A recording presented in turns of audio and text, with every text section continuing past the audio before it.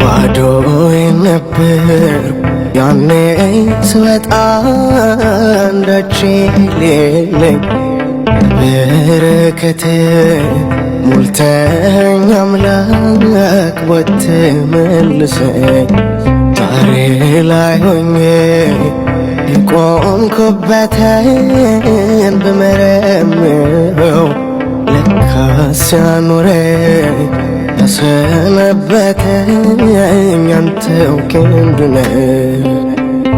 የበቃሁት ለክብር ባንተ እኮ ነው እግዚአብሔር። ታሪኩን ትናንትና ዛሬ አሰብኩ በምስጋና